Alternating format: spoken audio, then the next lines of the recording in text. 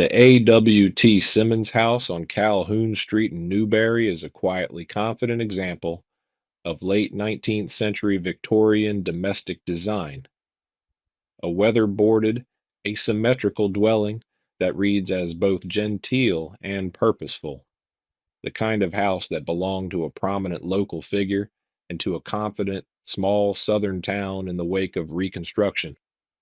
Built around 1880, the house's massing and ornament place it within the Italianate slash decorated Victorian vocabulary that was popular for prosperous professionals and merchants of the period.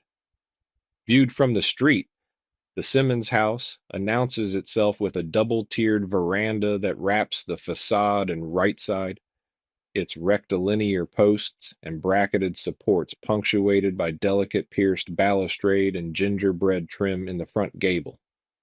These layered porches are more than decorative. They create a measured transition between public and private life, offering shaded social spaces that respond to climate and custom while also giving the facade an animated vertical rhythm. The house's bracketed eaves, decorative window caps, and tall double hung sash, 6/6 and 2/2 variants are recorded, reinforce its Victorian identity.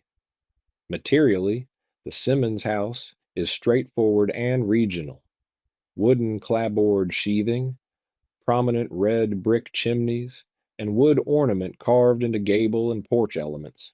The asymmetry of the plan gabled projections, a front center gable with pierced trim, and a range of window shapes reflects the era's move away from rigid symmetry toward compositions that emphasized variety, texture, and the picturesque. Inside, where descriptions survive in historic inventories, the proportions and fenestration would have allowed ample daylight and cross ventilation, an important feature before modern mechanical cooling. Beyond its architectural features, the house is tied to the story of A.W.T. Simmons, a local businessman active in Newberry's commercial life in the late 19th century. Buildings like his home are part of the fabric that records how the town rebuilt its civic and economic rhythms after the Civil War. Preserved photographs and National Register survey notes treat the Simmons House as an integral piece of the Main Street historic streetscape, helping to illustrate the continuity of small town Southern architecture, where modest wealth, regional materials, and Victorian taste combined into a distinct local expression. Today, the Simmons House stands, and in archival photographs reads as a study in proportion and ornament, not the loudest Victorian mansion in the state, but a finely composed, lived in example of decorated Victorian domestic architecture in Newberry.